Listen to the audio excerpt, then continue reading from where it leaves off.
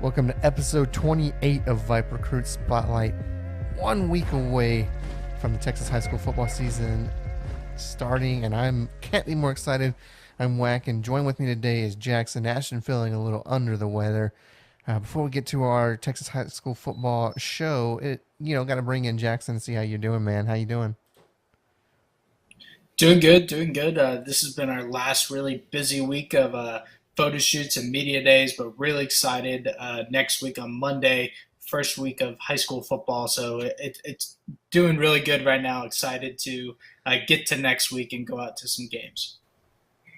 Yeah, I mean it's here, and I can't wait. Very good time, very good storylines coming up when you think of Texas high school football.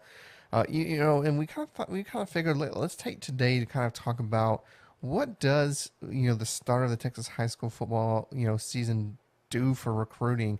Does it slow it down? Does it pick it up? Maybe it's a little bit of staying the same. Jackson, what do you think when we think of Texas high school football and the season starting, knowing that the early signing day is not going to happen until right before the end of 2022? You know, do athletes kind of take a step back as the season starts? Yeah, I think it's interesting. I mean, obviously, right now we have the dead period, so no coaches can be in contact with players right now.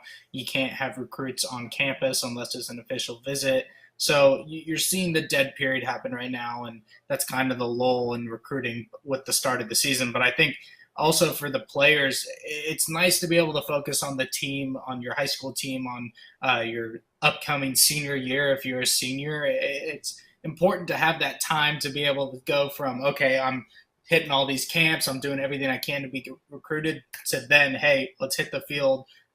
Coaches obviously will be at games. You'll see lots of recruiting analysts at games. So it really is just kind of an exciting time in Texas high school football, especially at the beginning of the season. But that's kind of why you see that lull, is just the dead period. And definitely going to be an exciting season. Lots of talent in the Houston, Dallas, and Austin, San Antonio area. Talent all across Houston or Texas this year. So very excited for the season to start. And I think that's where you see recruitment start to happen towards the middle of the season and start to pick back up. Yeah, it doesn't really slow down for the people on the recruiting game, if you will, but yeah, definitely might. And I don't think it really slows down for the athletes either. They're probably, looking at, okay, how's the school doing this year?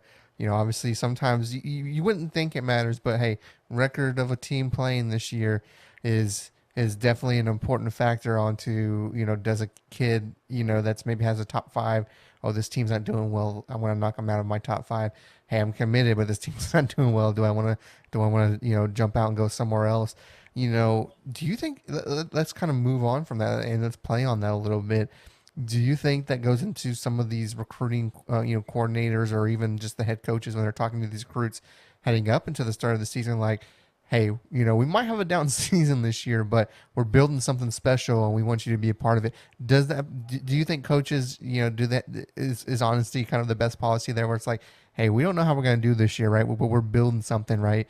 I kind of look at Texas as an example here. They may have just a regular 6-6 season. There's the possibility of that happening. But when you look at what they did last year in recruiting and look at kind of what they're doing this year, they are building something. Do coaches be a little upfront, a little honest with recruits in that regard? I mean, I think they spin it. I think they use it to say, we didn't have a great year this year, but you could be the key to the future. And I think most of recruiting, especially for these coaches in every single class that they're recruiting, it's painting the picture of the future. What the future of the program could be, what their position in the program could be. So I think it really just depends on the player. Some people, once they find home, and that's it. They're done. Other people, you look at the record and you want to win now, and you want to get noticed early, possibly leave after your junior year to get drafted. It really just depends on the kid, but those are kind of the factors that play into it. I think records are a big thing. I think they will play a big deal in recruitment, especially this year. We see Texas with a top five class. I think that a lot of their key pieces will stay, but I think you'll see some of these other pieces maybe dip out if they don't necessarily have a good year, because the hype has been built for Texas for this year after getting Quinn Ewers, after getting these transfers. at wide receiver and all over the field. So I believe that the record does mean something, not just for Texas, but for everyone in college football. Having a great record, having a good season really plays well when you go into recruiting, especially for kids who aren't committed at the moment. Well, on the flip side, let's look at the recruits kind of aspect of it. Do you think sometimes maybe the really amount of I got not even slots, but hey, they're taking up wide receivers. I want to go to the school. I want a wide receiver. Let me jump on this real quick before there's just no more really room for a wide receiver left. Do you think some of that plays a factor in it too, where you see all these recruits getting from maybe a certain skill position getting snatched up by a school that maybe a recruit wants to go to? Does that maybe factor into how quickly they might commit? Yeah, I think it factors in a lot of these kids that you want to play right away. Once you get to school, you want to play as early as you can. And sometimes that might be a year, sometimes that's two, sometimes you wait until your senior year. But that's not really how the trend of college football has gone. You see guys go to programs their freshman year, they don't get any playing time, and then they're off in the transfer portal, transferring to a different school. So I really think it just depends on the athlete, on the kid, what their desires are. But I think playing time is a big deal. Seeing other guys in your recruiting class at the same position getting recruited, while you want to play with those guys, you're also competing with those guys for spots. So it's very nitpicky once you get down to it. It really just depends on the athlete, if they're willing to compete or if they just want a chance to play early at a different school. That's really where it goes into it. Well, it'll be interesting indeed to see how everything plays out as the Texas high school football season kind of happens. We will be with you every step of the way. Of course, one person that really doesn't have to worry about where they're going is our interview for this week, which you have brought to us. Go ahead and go ahead and line this up for us, Jackson. Yeah, we've got a very special interview from Smithson Valley High School offensive lineman Colton Thomason. He's committed to Texas A&M. He's really been one of the key pieces to the class of 23 A&M class. He's very active on Twitter, very active everywhere, recruiting kids to get to go to A&M. Also, a really cool guy to talk with. Special moment for me being an Aggie fan, talking to a recruit, hearing what he had to say about A&M. But it's a great interview, so why don't we just jump to that right now? All right. Well, with that being said, let's jump to your interview with Colton right now. Thanks, Josh. We're here with a very special guest today. Very special guest for me as well, being an A&M fan. We're here with Smithson Valley offensive lineman commit Colton Thomason. Colton, what's going on, man? How you doing? What's going on, sir? Doing good, man. First off, let's talk about committing to A&M. You were kind of one of these first couple guys in this class to commit. You've been active on Twitter. You've been very vocal on Twitter about A&M. What was it about Texas A&M that really made it feel like home, that made you decide, hey, I'm making my decision, done deal, like this is the place for me?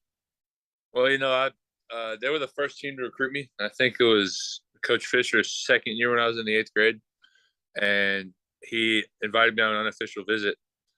And when I saw the Aggie wore him, and then sawing the horns off, and the stadium actually moves. I don't know if you've ever been in a game, but it literally moves. That's when I realized, okay, this place has something special to it. And as I went more and more, it just made me feel like home.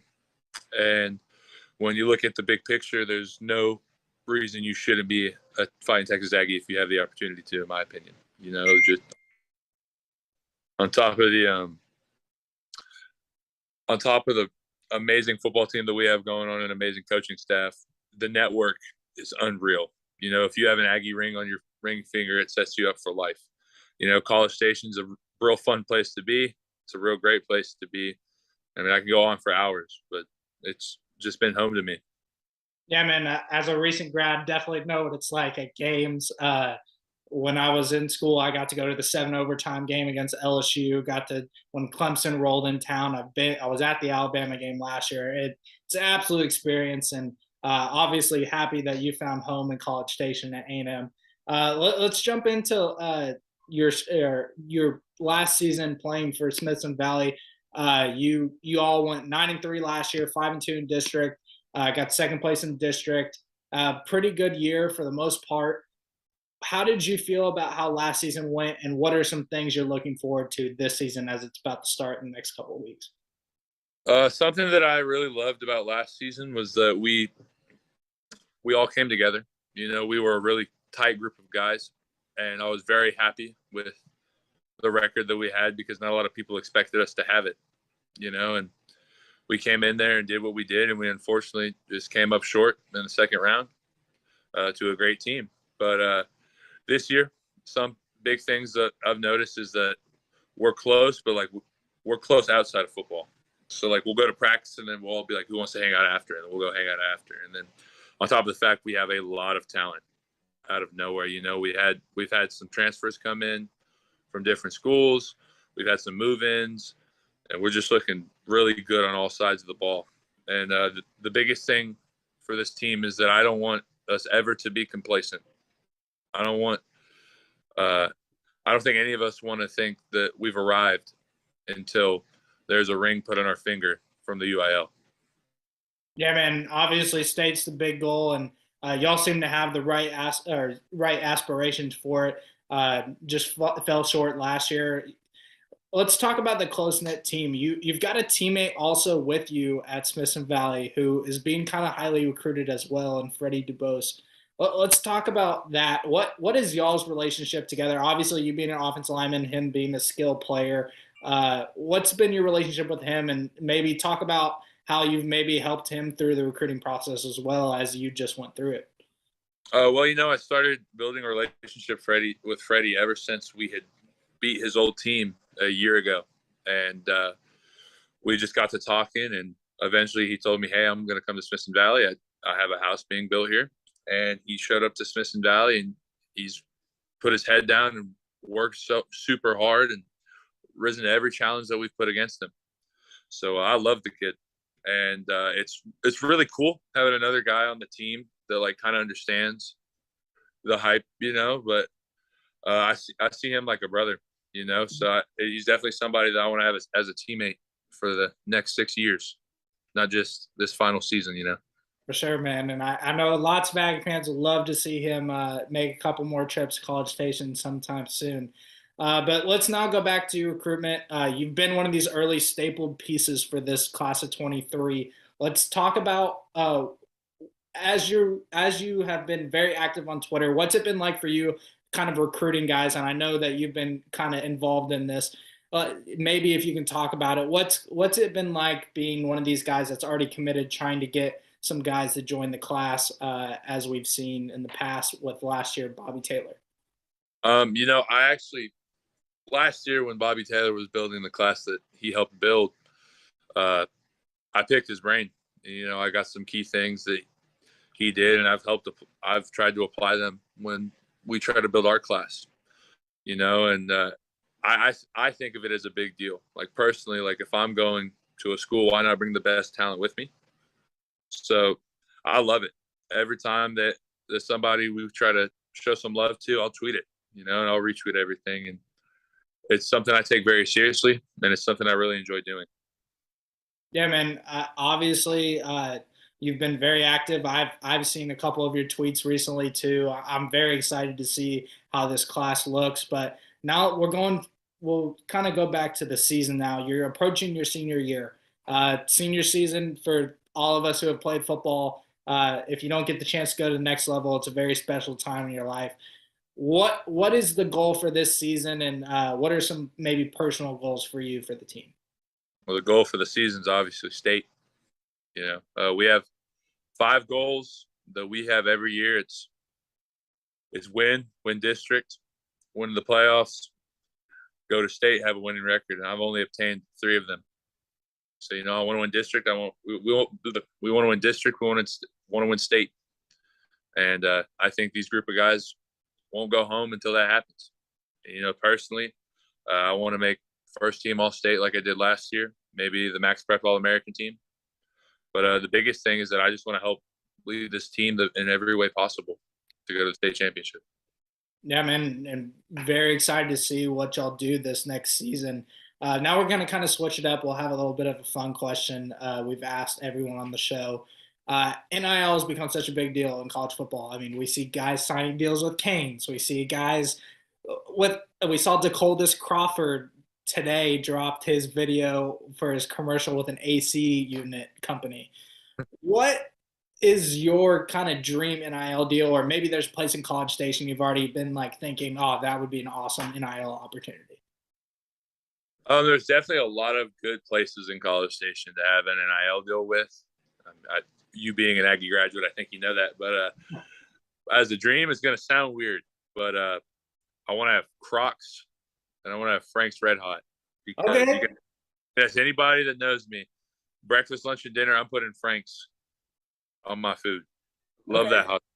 Okay. And everywhere. So Yeah, man. I mean, I respect the Franks. I'm not really a spice guy. My brothers, we've got Franks in the fridge, so I completely understand that, man.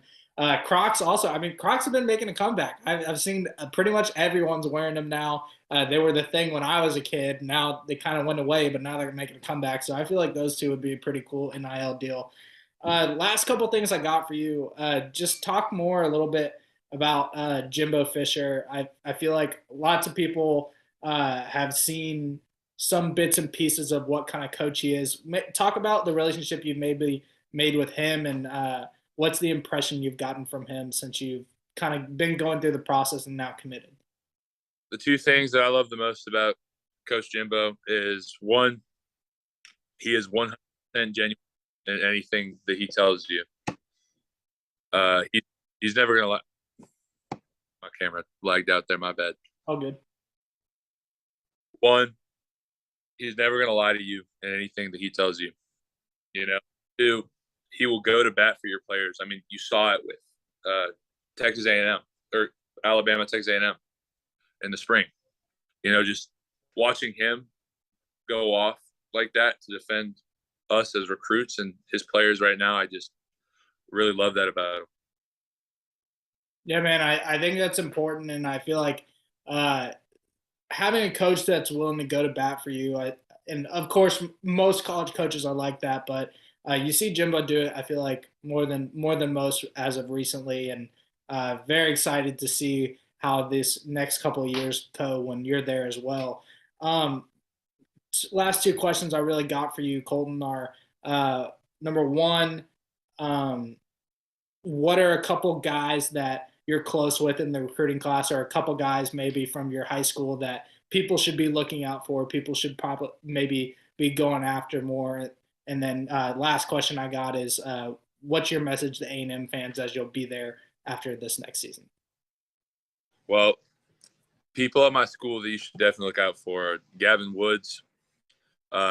He was an all-state defensive end. He's at linebacker now. He has a couple D1 offers, but he definitely deserves some more. He broke our sack record with 17, and he's probably going to break it again this year. If not, he'll break the tackle record. And David DeHoyas, he's committed to Tech for baseball right now, but he has aspirations to play football. So, you know, he's just an all-around athlete. You can put him in any sport, and he'll ball. You know, and then obviously Freddie DeBose. We have a new move-in from Veterans Memorial over there in Converse, Weston Ross. He's a kid that I think people are sleeping on a little bit. And then another one of our receivers is TJ Hunt. He's a lanky kid, but he's fast and he has hands. You know, so I could go on. We have a lot that I think should be getting recruited, and I think that deserve to be recruited, and they probably will be recruited after this season. But in terms of our class, I really love Chase Masantes. Okay. He's a great guy. Anthony Hill. Every time I talk to him, I like him more and more. And then Damian Sanford. I like all the linebackers. They're really cool guys. I love every single guy in the class so far. I can't wait to go to war with them. For sure, man. It sounds like a great class already. Last question I got for you. Just a message to Aggie fans. You're going to be heading there after this next season, after your senior year. What's the message you got for them, and any message for any fans out there who are kind of doubting the Aggies the next couple of years? Anyone that's doubting the Aggies is obviously not looking at college football, and they're probably being biased. My message to Aggie fans is tis the season. Let's go win a natty, and I'm home. And our class isn't done yet, so we're the number one class. For sure, man. Well, Colton, I want to thank you for hopping on the show. This is really great having you on, man. Very excited to see how you and the team do this next fall in your senior year. Excited to see what you do at A&M in your career. That's it for us. We'll hop it back over to the Josh, but Colton, thank you so much. Thank you for having me. Well, Jackson, that was a great interview. Had to push back, obviously, Ashton's interview with his, fell under the weather. So hopefully we can get his little surprise interview here in soon. With that being said, it's time to get to our Under the Radar segment. Of course, our Under the Radar segment is where we take a look at athletes we consider, quote unquote, under the radar for one reason or another, whether that's because they're a high 4 or 5 star and they're just not getting the offers we think they should be getting, or they're, maybe they're 3-star kind of, or maybe, don't have a star or anything like that, but we just feel like the talent is there for them to be getting recruited and they're not for whatever reason. That being said, Jackson, let's jump to you. Who's your under the radar athlete for this week? Yeah, my under the radar athlete this week is Jackson Powers from Second Baptist. Last year he was at Fort Bend Christian Academy, now transfers over to the Rivals and Second Baptist. He's a class of 2024 athlete. He can play DB and wide receiver, as you see on the tape. Kid just makes a lot of plays. He's a kid who's is at 5'9". A lot of people think he's undersized, but I've gotten the chance to watch him at a couple of camps, a couple of different things. He locks up anyone. He's not afraid to go against talent. I watched him go up against Jacoby Banks, and Jacoby Banks, who's committed to Houston, he made a nice snag on him. But Jackson wanted to go again, wanted to go take another rep in 1v1. So, yeah, he's a kid I think that's really going to be a difference maker for that Second Baptist team who just fell short of a state championship last year. I think that Jackson's going to be a pivotal player on the offense and on the defense this year. So I think he's a kid – looking at the tape, he's going to be the playmaker. He's going to be the guy who makes the big-time play on defense. So really excited to watch this kid, and definitely think some schools should take a chance on him after this season. My under the radar athlete this week is going to be Jarvis Anderson of Taylor High School down here in the Austin area. He's a wide receiver defensive back combo, and what immediately stands out to me is his speed. Jarvis is fast. I mean, once he's in the open field, I don't know if anybody can catch him, to be honest. I mean, he runs a 4.4 40, but just, the way it translates to the field, he is quick. That's a 5'11", which is that good size you like for that kind of wide receiver, defensive back kind of position. Only 159 pounds, so, maybe a little underweight, but again, I always say this, weight's never an issue for me when you kind of look at it, because weight can be added on. That's not too hard, especially when you get into a college weight room, so not too concerned there, especially when you look at it. Even though he's only 159 pounds, he can make people miss. He does not go down easy, so not really concerned about that. He's also a dual sport athlete. He plays track. He's getting some offers from both track and football. So he really could be one of those where hey, maybe he wants to do both in college, and maybe that's playing into a factor with his recruitment as well. I know he recently got an offer from Stephen F. Austin over there in your kind of neck of the woods. So I really like this kid. I think he's got the speed. I think he's got the athleticism. But man, I think he has all the intangibles. Last year, 20 receptions for 380 yards. He had 57 carries for 501 yards, 15 total touchdowns, over 1,000 just all-purpose yards, and 1 interception to boot. So like I said, just really one of those athletes that you like to see. He's really going to be able to do whatever you need to do, whether that's on the offensive side or defensive side. So Jarvis Anderson, my under-the-radar athlete for this week. If you are someone wants to be featured as one of our under-the-radar athletes, hit us up in the comments. Let us know in the DMs. Shoot us an email. We will cover your athlete or you on our show. With that being said, Jackson, let's get out of here, man. Give us those shout-outs as we head into 1 week away from Texas.